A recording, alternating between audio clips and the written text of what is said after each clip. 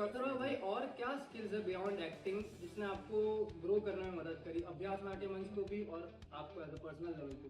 हर कोई इस फील्ड में ये सोच समझ के आता है कि एक्टिंग बस डायलॉग पढ़ के बता देने की है। एक्टिंग इसको बोलते हैं कि डायलॉग बोल के दिखा दो, याद करो, बोल दो। तो मैं भी ऐसे ही आया था, मोस्ट लोग ऐसे ही आते हैं इस फील्ड में। फिर मैंने पहले कुछ कोर्सेज किए, थिएटर किया, फिर मुझे समझ में आने लगा कि एक्टिंग इससे बहुत डीपर चीज़ है। सिर्फ एक्टिंग तुम सुधार के नहीं होगा तुम्हारा कुछ, कि सब लोग ही ऑडिशन की लाइनों में लगते हैं, ये इंट्रो की लाइनों में लगते हैं, तो उससे कुछ होगा नहीं। तो मैं ढूंढने लगा कोई एक ऐसा इंसान या कोई एक ऐसा थिएटर ग्रुप जो कांस्टेंट काम करते रहे, कांस्टेंट प्लेस करते रहे, और ये मुझे हर चीज़ सीखने मिले कि ये फील्ड वर्क कैसे करती है, न्यू लोगों के साथ काम करूँ मैं। Skills in the theater ecosystem. What underrated skills should every theater artist build?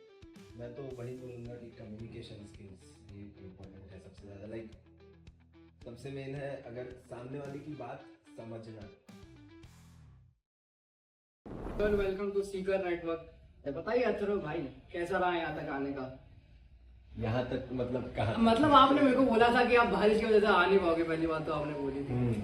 फिर कैसे अचानक आपका आना हुआ? इतना प्यार करते हो आप मेरे से? बहुत ज्यादा प्यार करता है अखिल, क्या बताऊं मैं। पर बारिश तो रुक गई थी ना, मैं कल बोल रहा था वो कि जरा मुश्किल होगा आना। पर मैंने कहा तो था, वही तो कह रहा हूँ, प्यार है आपका, आप कैसे भी करके आ गए। हाँ बिल्कुल आ गया, आना तो था ही यार, कितने दिन से वेट कर रहा था मैं इस दिन का। तो बताइए आजकल क्या चल रहा है आपकी लाइफ में? अभी फिलहाल तो हम एक प्रोजेक्ट पर काम कर रहे हैं, अपकमिंग हमारा प्रोजेक्ट है अभ्यास नाट्य मंच का। तो अभी तो डिटेल्स इतने मैं बता नहीं सकता, पर आप अभ्यास नाट्य मंच की डिटेल बता सकते हैं? हाँ, सो अभ्यास नाट्य मंच ये मैं और नीरज सिंह, हम दोनों मिलकर ये थिएटर ग्रुप चलाते हैं, जिसके को फाउंडर नीरज सिंह है और मैं अभी क्रिएटिव हेड हूँ। एंड हमारा ये थिएटर ग्रुप 2 years ओल्ड है, 2 से थोड़ा ज़्यादा हो गया, मार्च में 2 year एनिवर्सरी हुई हमारी। एंड हमने 14 प्लेस कर लिया अभी तक, 14 या 15 मुझे याद नहीं आ रहा, पर हमने कर लिया है उसमें। और मैंने इसमें 13 प्लेस में पार्ट लिया है। उससे पहले नीरज ने, हाँ एज एन एक्टर, नहीं एज एन एक्टर अराउंड 10-11 में किया है, और कुछ में मैंने सिर्फ एसोसिएट डायरेक्शन की है। सो बेसिकली हमारे सारे प्लेस के डायरेक्टर नीरज होते हैं और उन प्लेस का एसोसिएट डायरेक्टर मैं होता हूँ। और प्लस कई बार मैं एक्ट करता हूँ प्लेस में, कभी नीरज एक्ट करता है प्लेस में, कभी हम दोनों करते हैं। जैसे हमारा पवन चतुर्वेदी की डायरी जो नाटक है, उसके 3 shows हो चुके हैं, तो उसमें नीरज ही डायरेक्टर है और नीरज ही एक्ट भी करते हैं, और उसमें से मैं भी एसोसिएट डायरेक्टर हूँ, मैं एक्ट भी करता हूँ। तो जिनमें एक रावण लीला था जिसमें हमारे साथ अखिल तो थे ही। अरे वो डिसअपॉइंटमेंट का जिक्र ना करते हुए। नहीं डिसअपॉइंटमेंट कहा, बहुत ही बढ़िया किया था अखिल ने, बस रिहर्सल में परेशानी थी, कोई बात नहीं है। आपने बदला ले लिया? नहीं यार, अरे यार अरे मजाक कर। तो हम तो इससे सवाल से साबित होता है कि, जवाब से साबित होता है कि आप पक्का सीकर तो है, मतलब आप ग्रोथ के सीकर है, आपको काम करना पसंद है। तो अथर्व भाई, और क्या स्किल्स है बियॉन्ड एक्टिंग जिसने आपको ग्रो करने में मदद करी, अभ्यास नाट्य मंच को भी और आपको एज अ पर्सनल लेवल को? सो बेसिकली देखो, हर कोई इस फील्ड में ये सोच समझ के आता है कि एक्टिंग बस डायलॉग पढ़ के बता देने की है। एक्टिंग इसको बोलते हैं कि डायलॉग बोल के दिखा दो, याद करो, बोल दो। तो मैं भी ऐसे ही आया था, मोस्ट लोग ऐसे ही आते हैं इस फील्ड में। फिर मैंने पहले कुछ कोर्सेज किए, थिएटर किया, फिर मुझे समझ में आने लगा कि एक्टिंग इससे बहुत डीपर चीज़ है। तो मैं उसको लर्न करने लगा थिएटर्स। तो मैं बहुत प्लेस में मैंने बैक स्टेज किया, कुछ छोटे मोटे प्लेस किए मैंने, एक्टिंग के कोर्सेज किए। तो उससे मुझे ये पता चला कि सिर्फ एक्टिंग तुम सुधार के नहीं होगा तुम्हारा कुछ, कि सब लोग ही ऑडिशन की लाइनों में लगते हैं, ये इंट्रो की लाइनों में लगते हैं, तो उससे कुछ होगा नहीं। सो मैं ढूंढने लगा कोई एक ऐसा इंसान या कोई एक ऐसा थिएटर ग्रुप जो कांस्टेंट काम करते रहे, कांस्टेंट प्लेस करते रहे, और ये मुझे हर चीज़ सीखने मिले कि ये फील्ड वर्क कैसे करती है, न्यू लोगों के साथ काम करूँ मैं, देन अलग अलग प्रोसेस फॉलो करूँ मैं प्लेस बनाने की, देन उसमें एक्ट भी करूँ, डायरेक्टर को मैं असिस्ट भी करूँ कि मैं सीखूँ सारी चीज़ें। तो लकीली मैं एक प्ले कर रहा था जिसमें मुझे नीरज मिल गया, तो उस प्ले में मैं तो बहुत ही एकदम फ्रेशर ही था, and Neeraj was quite experience तभी भी, he is BNA pass out also. So मुझे वो मिला, मेरे पास कुछ प्लेस भी थे जो मुझे करने थे, तो मेरी एक डायरेक्टर की ही तलाश थी कि हम मिलके हम प्लेस करेंगे अभी से। तो आपने अभ्यास नाट्य मंच से पहले कुछ फॉर्मल ट्रेनिंग करी थी? मैंने उतनी फॉर्मल ट्रेनिंग नहीं करी थी, मैंने एक्टर प्रिपेयर से ये सर्टिफिकेट कोर्स किया था, एंड एक थिएटर ग्रुप से मैंने 3 months actor prepare by Anupam Kher, right? Sorry Anupam Kher, हाँ अनुपम खेर का ये एक्टर प्रिपेयर था। तो वहाँ पे आपने क्या कुछ सीखा जो आपने अभ्यास नाट्य मंच में अप्लाई किए? उसमें मैंने मोस्टली तो बहुत सारी एक्सरसाइजेज सीखी जो हम करते हैं सब एज अ ग्रुप ही हम सब एक साथ करते हैं। देन उसमें मेन तो मेरा मोटिवेशन वही था कि उसमें डेडिकेशन और डिसिप्लिन के ऊपर बहुत ही फोकस किया गया, तो वो मैंने कोशिश की कि अपने थिएटर ग्रुप में बनाए, और जहाँ तक है वो होता भी है। कुछ कुछ लोग लेट आते हैं पर कोई प्रॉब्लम नहीं है, पर यूजुअली हमारी ये अच्छी होती है डिसिप्लिन। तो लाइक हम शो स्टार्ट करने के पहले ही डेट बुक कर देते हैं, एंड हम ये अपने आप को एक डेडलाइन दे देते हैं कि इन 30 डेज में 45 डेज में हम शो कर देना है। लोग आए ना आए, हम कहीं ना कहीं से ढूंढ के लेके आएंगे, पर ये शो इनकी होगा बहुत ही। अच्छी बात है, ये मतलब रुकते नहीं है, प्रॉब्लम्स फटाफट सॉल्व करते हैं, जैसे हम सीकर पे करते हैं हमारे ऋषिकेश सर। तो अगला मेरा सवाल है, how do you balance creative vision with behind the scene chaos? जो आप अभी बात करेंगे ये सब दिक्कत होती है, तो उसको प्रॉब्लम सॉल्व आप करते कैसे हो? यार देखो, वो प्रॉब्लम सॉल्व से ज्यादा मैं जेन्युइनली बताऊंगा तो you have to just wait कि वो प्रॉब्लम इतनी छोटी हो जाए कि हम भूल जाएं, और क्योंकि प्रॉब्लम्स आते रहती है हमेशा, तो एक पॉइंट आ जाता है जब वो जो प्रॉब्लम जो हमारा सिर दर्द कर रही थी वो एक छोटी प्रॉब्लम बन जाती है, ऊपर एक नई आती है, तो हम नई प्रॉब्लम पे फोकस करते रहते हैं, पीछे वाली अपने आप सॉल्व होते जाती है। तो बेसिकली वही कि एक्टर्स को मेन वही डिसिप्लिन रखना पड़ता है और उनको समझाते रहना पड़ता है चीज़ों को।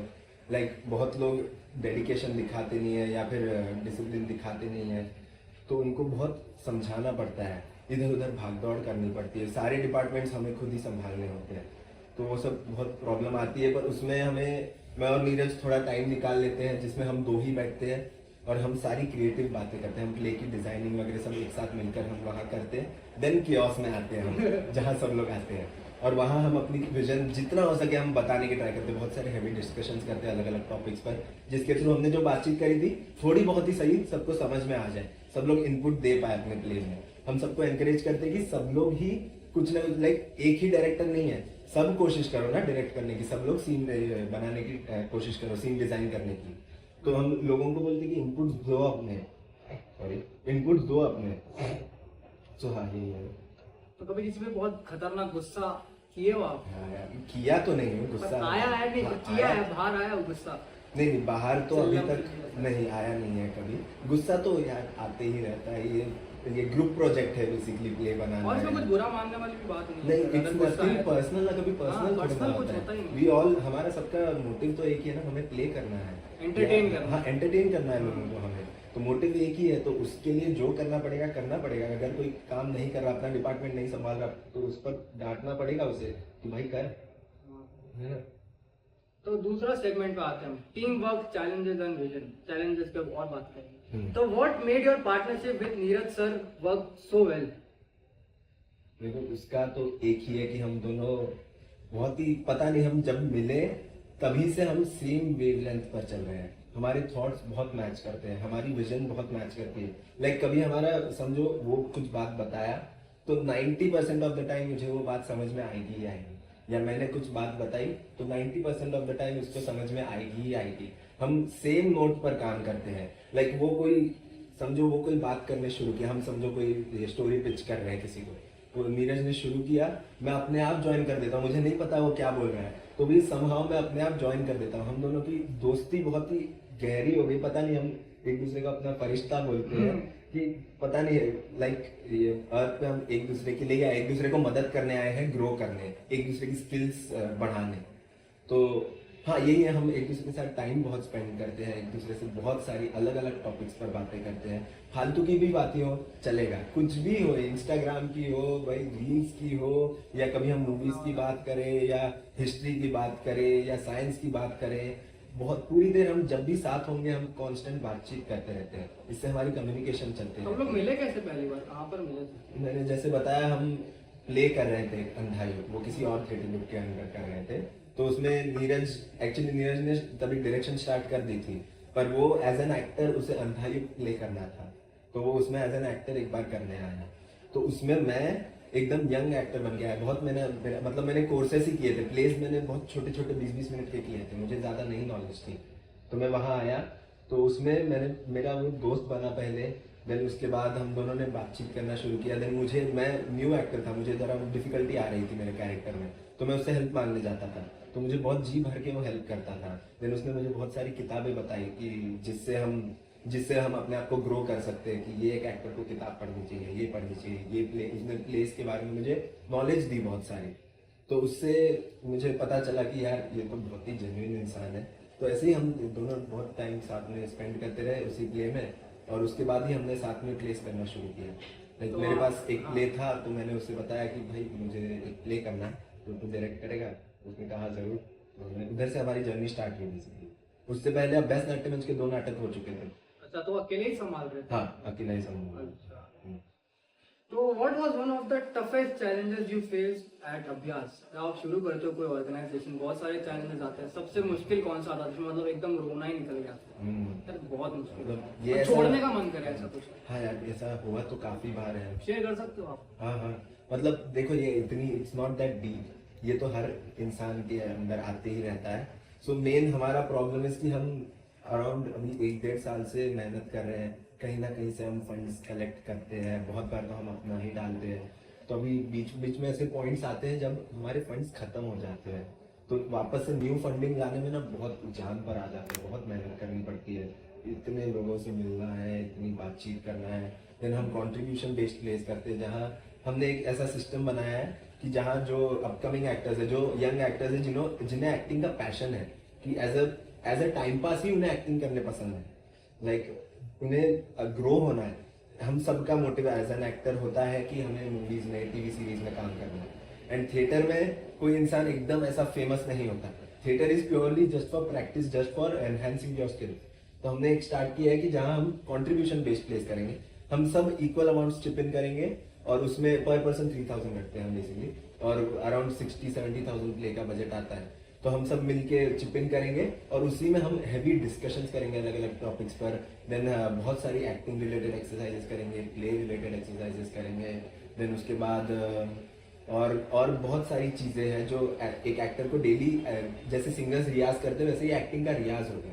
डेली हम रिहर्सल करेंगे प्ले की, और हमारा रियाज होगा, और शो करेंगे, जिसमें शो उतना मैटर नहीं करता, उससे ज्यादा मैटर करता है वो 30 to 45 डेज की जो प्रोसेस है, उसमें हम अपने आप को कितना ग्रो कर रहे हैं वो देखने के लिए हम करते हैं। तो हाँ, मुझे याद नहीं आ रहा मैंने ये शुरुआत की थी। हाँ, चैलेंजेस क्या आए थे भाई? वो फाइनेंसर के आए? हाँ, तो हाँ, ये तो लोगों को ना ये आइडिया सेल करना बहुत मुश्किल होता है, कि लोगों को लगता है पैसा देना है, नहीं ये लोग फ्रॉड कर रहे हैं, नहीं आऊंगा मैं करके, नहीं आते हैं लोग। पर हर किसी को थिएटर करना चाहिए जो एक्टिंग करना चाहता है। हाँ, आपका मानना है? बिल्कुल बिल्कुल, क्योंकि मैंने तो खुद थिएटर से ही जितना सीखा है, मैंने उतना अभी तक नहीं सीखा है, पर जितना सीखा है मैंने थिएटर से ही सीखा है। जिन लोगों को मैं रिस्पेक्ट करता हूँ उस फील्ड में, सबने थिएटर से ही ग्रोथ की है, सबका थिएटर में पहले अच्छा एक्सपीरियंस हुआ, एंड देन उन्होंने ऊपर का स्टेप लिया है। तो थिएटर तो हर एक्टर को बहुत इंपॉर्टेंट होता है, और हर एक्टर को ही नहीं, मैं सोचता हूँ कि चलेगा ना, तुम्हें एक्टर नहीं बनना हो, तुम हॉबीज के लिए लोग टर्फ पे खेलने जाते हैं, क्लबिंग जाते हैं, तो वैसा अगर तुम थिएटर को अपनी जिंदगी में एस्टैब्लिश करोगे तो तुम्हें एक अलग डिसिप्लिन अपने जीवन में देखने मिलेगा, अलग ही वे ऑफ लिविंग। हाँ, समझ सकते हो, वैसा ही, करेक्ट करेक्ट, एक वे ऑफ लाइफ मिलेगा तुम्हें बातचीत करने, कम्युनिकेशन स्किल्स भी ग्रो होंगी तुम्हारी, पब्लिक स्पीकिंग स्किल्स ग्रो होंगी। देन जो वही तुम्हारा स्टेज फियर हट जाएगा, भीड़ में तुम्हें इतनी दिक्कत नहीं होगी, तुम्हें लोगों के साथ आंखों में आंखें डाल के बात करने होगा। जैसे मैं पहले बहुत वीक था, मैं आंखों में आंखें डाल के बात नहीं कर पाता था, तो ये थिएटर नहीं, मेरे ऊपर मेरे अंदर एक क्वालिटी लाई है कि मैं अभी बात कर पाता हूँ। सो मैं वही सोचता हूँ कि थिएटर सिर्फ एक्टर्स के लिए, सबके लिए बहुत अच्छी चीज है। तो पहली बार आपने एक्टिंग कब करी? स्टेज पे था, मतलब बचपन में की थी? नहीं, मैंने एक्टिंग तो पहली बार एक्टर प्रिपेयर नहीं की थी। तो वो कैसे ज्वाइन किया, क्या सोचा? सो मैं तभी कॉलेज में था, तो कॉलेज में तो मैं दोपहर में ही फ्री हो जाता था, तो मेरे पास कुछ करने होता नहीं था, तो मैंने सोचा चलो हॉबी के लिए कुछ ट्राई करते। मैंने कहा ना हॉबी, तो मैंने कुछ चीजें, मैंने सिंगिंग सीखने की ट्राई की, मैंने अलग लैंग्वेज सीखने का ट्राई किया, टाइम पास ही कर रहा था, है अपने पास टाइम तो क्यों वेस्ट करूँ, कुछ नई चीजें ट्राई करते रहते हैं। तो वैसे मैंने देखा एक दिन कि यार एक्टिंग क्या होती है चीज, एक बार देखते तो है, कुछ तो होगा। मैंने बचपन से डांसेस किए हैं बहुत, स्टेज पर डांस बहुत किया है मैंने, कॉम्पिटिशन में वगैरह। तो स्टेज फियर नहीं था आपको ऐसा? स्टेज फियर देखो कैसा है, मैंने स्टेज फियर डांस में अलग होता है और एक्टिंग में अलग होता है। अच्छा। डांस में ग्रुप डांस करते थे क्या? हाँ, मोस्टली ग्रुप डांस। तो उसमें तो वैसे भी कम रहता है। हाँ, ग्रुप डांस में तो कुछ भी नहीं है, सब गंदा करो तो हम गंदा करें, सब अच्छा करे तो हम अच्छा करें।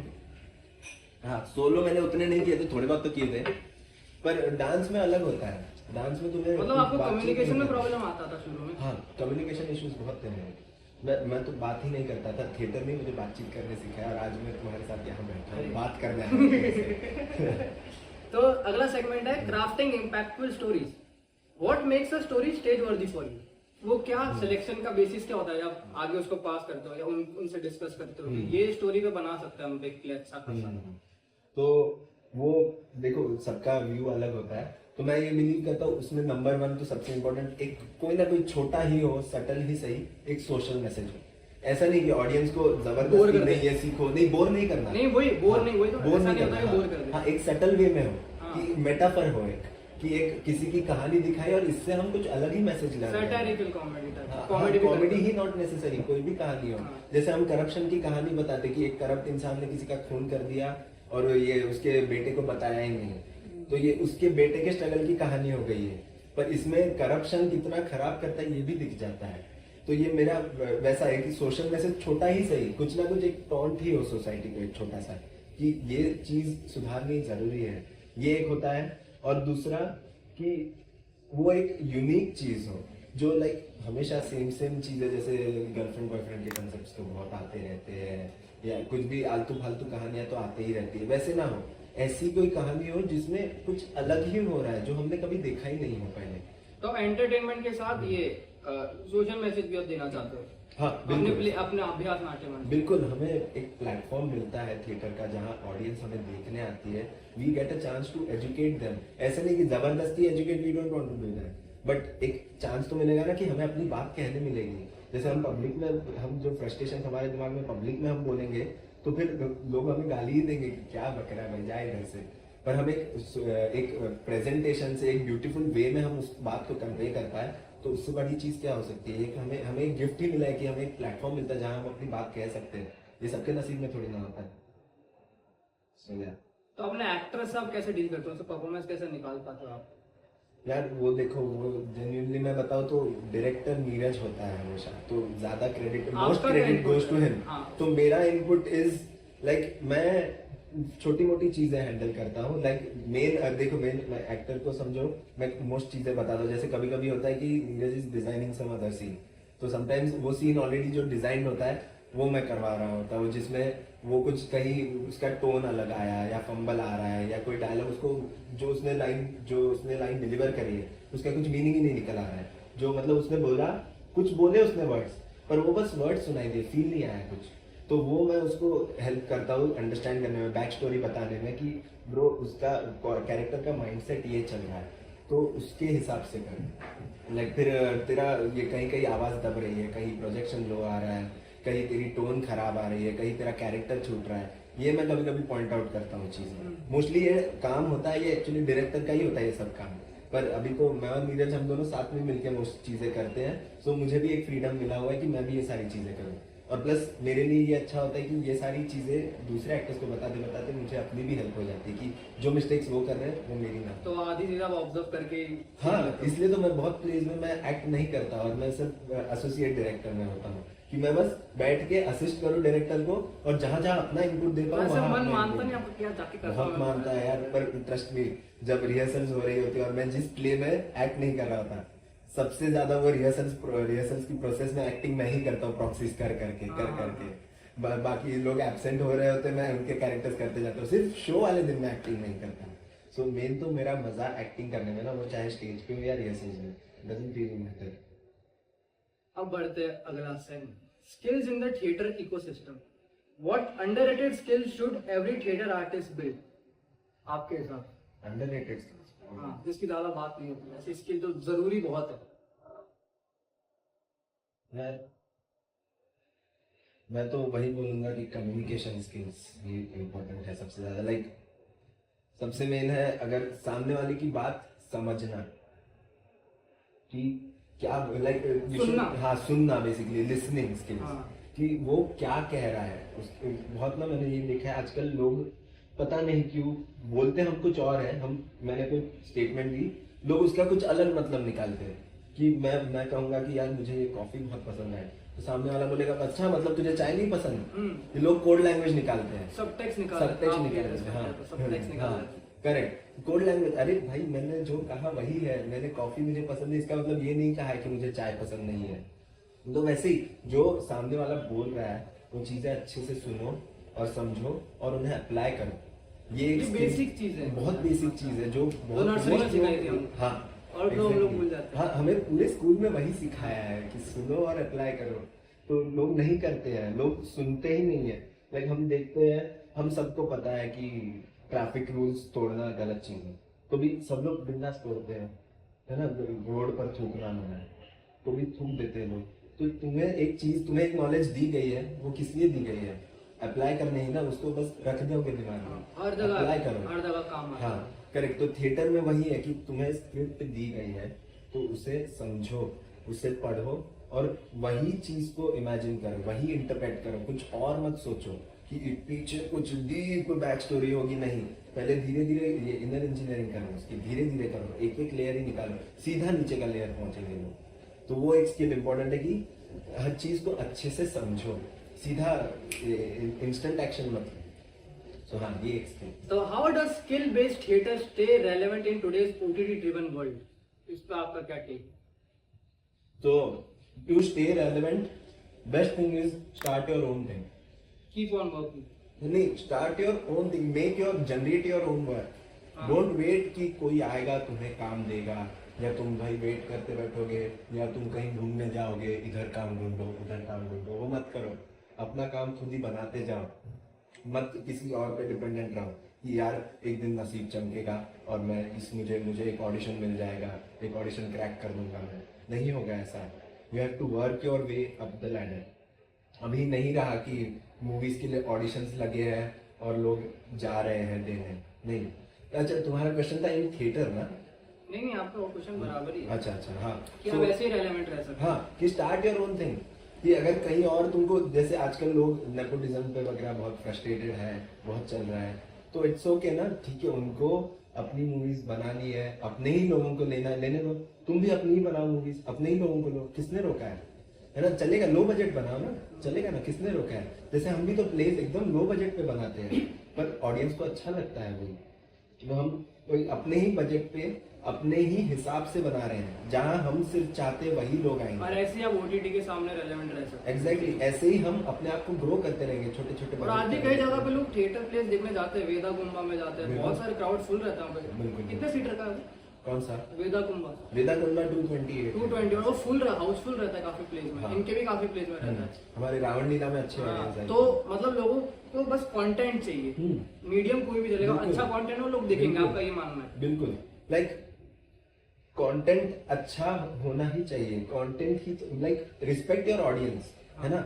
आजकल लोग ये बहुत ही फालतू का कंटेंट बना देते हैं कि लोग तो ये भी देखेंगे ही, वो तो बना 30 देते सेकंड हैं। 60 सेकंड वाले की बात कर रहा हूँ। कोई भी हो, मूवीज ही हो, कुछ भी हो, मतलब बहुत ही ग्रांटेड लेते हैं। हाँ, ग्रांटेड लेते हैं ना, बहुत लो एफर्ट्स डालते हैं। आजकल देखोगे मूवीज में एडिटिंग इतनी खराब होती है, उसमें डबिंग इतनी खराब होती है, कांस्टेंट बैकग्राउंड स्कोर इतना लाउड कर रखते हैं, तो कुछ ज्यादा एफर्ट्स नहीं डालते हैं, बस बेसिक बना देते हैं और दिखा दो, और वो मूवीज हजारों करोड़ों कमा लेती है। प्लेस देखोगे, प्लेस भी बहुत बेसिक बनाते, कुछ उसमें ये आर्टिस्टिक नहीं, क्रिएटिविटी नहीं दिखाएंगे, जो स्क्रिप्ट में है वही दिखा दो, तो वो भी ऑडियंस देखेगी, ऑडियंस शायद उसकी तारीफ भी करेगी, पर रिस्पेक्ट योर ऑडियंस, उससे give your best to the audience ना। तो किसने रोका है? ऑडियंस को डिसरिस्पेक्ट क्यों कर रहे हो? उनको अगर तुम इससे बेहतर चीज दिखा सकते हो तो क्यों रोक रहे हो अपने आप को उससे? है ना, कमाई तुम्हारी दोनों में होगी, दोनों में तुम्हारा सेम होगा, पर तुम क्यों कम एफर्ट्स लगा रहे हो? लगाने हैं एफर्ट्स, अगर लगा ही रहे हो तो why just put in 50% efforts, put your 100% efforts ना। Give your best, give the best possible content to the audience. ऐसा ये डोंट मेक देम, क्या बोलते हैं उसको, compromise, don't make them compromise, don't compromise on your own content. तो आखिरी हमारा सेगमेंट है seeker take away. What would you say to someone who loves theater but fear it's not a stable path? ऐसे लोग मानते हैं। मानते ही क्या, ये genuinely आपको भी true सुनने ही है। मिलता होगा बहुत सारी बहुत जगह। बहुत मिलता है। नहीं यार, this is kind of true also. देखो, थिएटर ना तुमको ज्यादा फेम देगा, ना तुमको ज्यादा ये फाइनेंशियली बेनिफिट देगा, बट वो क्या देगा, वो it will help you grow as a human being. Grow, चलो इस फील्ड की बात करनी है तो it will help you grow as an actor, it will help you grow as an individual in this industry. It will help you make connections. तुम अलग अलग आर्टिस्ट के साथ उनका तरीका देखोगे काम करने का, उनके साथ अगर काम करोगे उनका तरीका देखोगे, वो लोग किन लोगों के साथ काम करते हैं, किस लेवल पर काम करते हैं, वो देखने मिलेगा। देन उससे तुम्हारी स्किल्स, तुम उनको रेप्लिकेट करने का ट्राई करोगे कि ये जो मेथड यूज करते हैं हम भी कर सकते हैं। यहाँ तुम अपनी स्किल्स पर वर्क कर सकते हो थिएटर में। अगर if you want to really grow in your skills and थोड़े टाइम तक यू हैव टाइम की स्टेबल इनकम ना आए, या स्टेबल, ये चीज रिस्की होती है थिएटर, इसमें तुम्हारी स्टेबल पाथ नहीं हो सकती है कुछ टाइम तक। अगर if you have your leeway कि कुछ टाइम तक I can only focus on my skills, my learning, मैं जितना लर्न कर सकूँ करूँ, तो डेफिनेटली थिएटर करते रहो। यहाँ पर स्टेबल अगर इनकम चाहिए, तुमको कमाई चाहिए, तो इस फील्ड में मुश्किल है। एटलीस्ट थिएटर में इट्स टफ, बट अगर तुमको शूट्स में जाना है जहाँ कमाई होती है, तो शूट्स के लिए also you have to be a good actor to crack the auditions, and to crack the auditions you have to practise acting daily, and acting practice ही तो थिएटर होता है। तो स्टेबल हो या ना हो, तुम्हें करना तो पड़ेगा ही थिएटर, अगर if you want to grow as an actor, क्योंकि जो लैडर है उसमें बीच में थिएटर आता ही है, ऊपर की चीजें जो भी हो, तो स्टेबल हो या ना हो तुम्हें थिएटर करना ही होगा। सर ये मेरा लास्ट क्वेश्चन है, सबसे ज्यादा जरूरी क्या है आपको अभ्यास नाट्य मंच में to grow as a seeker also, and जो आप एक्टर्स को भी गाइड कर सकते हो अपने कि कैसे ग्रो करते हैं? बेसिक चीजें आपने पहले भी बोली, लेकिन सबसे ज्यादा क्या जरूरी है? टीम वर्क, विजन और एडेप्टेबिलिटी। अच्छा, तीनों में से एक ही चूज करना पड़ेगा? हाँ बता दीजिए सबसे ज्यादा क्या जरूरी है? तो आई वुड से, चलो मैं शॉर्टकट मान लेता हूँ, एडेप्टेबिलिटी, बिकॉज टीम वर्क और विजन को तुम अडेप्ट कर ही सकते हो। उसकी बात हो चुकी। हाँ करेक्ट। तो अडेप्टेबिलिटी इज नेसेसरी ना, कि जो कंटेंट होगा उस हिसाब से you have to adapt yourself. तो मेरा वही है जो मैंने वापस से कहा कि if you want to work on your skills also, and Abhyas Natya मंच भी ग्रो करना है, बेस्ट वे इज आजू बाजू के लोग क्या कर रहे हैं मत देखो, वो लोग बेस्ट अपना काम कर रहे हैं नहीं कर रहे हैं, doesn't matter. What matters is तुम अपना बेस्ट काम कर रहे हो। क्योंकि मैं और नीरज अभ्यास नाट्य मंच चलाते हैं, अगर सिर्फ हम दो भी बेस्ट देते रहे तो अभ्यास नाट्य मंच भी ग्रो करेगा, प्लस हमारी भी स्किल्स ग्रो करती ही है। हमने बहुत 1.5 साल में हमने काफी ग्रो कर लिया है, पिछले 1.5-2 सालों में। तो ये अगर भाई गिव योर बेस्ट, और इवन इफ कोई तुम्हें डीमोटिवेट कर रहा है, तुम्हारे ही सामने वाला तुम्हें बहुत ही लो एफर्ट्स डाल रहा है, बहुत लो एनर्जी रख रहा है, तुम्हें बहुत बैड वाइब्स दे रहा है, इग्नोर द पर्सन। उसको जैसा करना है कर दे दो, चलेगा, प्ले हार्म होगा चलेगा, but you have to keep growing, you have to make sure play हुआ है, and you have to make sure तुमने अपना बेस्ट दिया है। बाकियों ने नहीं दिया है, डजंट मैटर, बाकी क्या कर रहे हैं इस फील्ड में मत देखो, तुम सिर्फ अपने आप को जज करो, सिर्फ बी सेल्फ अवेयर इनफ कि तुम जो कर रहे हो सही हो कि नहीं। कि अगर तुमने कोई परफॉर्मेंस दी है तो ये मत देखो कि यार समझो कोई फंबल वंबल आ गया, कोई तुम डायलॉग भूल गए पर सामने के एक्टर ने बचा लिया, तो ये मत समझो कि यार ऑडियंस को नहीं पता नहीं लगा। हाँ, डैमेज कंट्रोल तो करना ही पड़ता है ऑफकोर्स, पर वही ये मत समझो कि अरे यार ऑडियंस को पता नहीं चला, जाने दो यार मेरा परफॉर्मेंस मस्त हुआ। नहीं, जो तुमने मिस्टेक्स किए उन पे काम करो, उनको इग्नोर मत करो। जस्ट बिकॉज ऑडियंस को पता नहीं चला है, तुमको खुद को तो पता चला है, तुम्हें पता है ये चीज तुम्हें आगे हार्म कर सकती है, तो उस पर वर्क करो। अपने आप को ग्रो होने से रोको मत, अगर तुमने वो शॉर्टकट ले लिया फिर तुम अपने आप को ही हार्म कर रहे हो। तो हाँ, ये मेरा तो thank you so much Atharva भाई हमारे पॉडकास्ट आने के लिए। तो कैसा रहा आपका एक्सपीरियंस, मजा आया आपको? अरे बहुत मजा आया यार, मैंने तो बहुत दिन से इतनी बातचीत किसी से की नहीं थी, नीरज से मैं काफी दिन से मिला नहीं था, तो बातचीत मेरी रह गई थी, तो आज मैंने बहुत भर भर के बातचीत की। तो according to it's important to be a seeker in life. Definitely यार, definitely. Thank you and all the best for the new play. Thank you so much Akhil, thank you so much, see you all.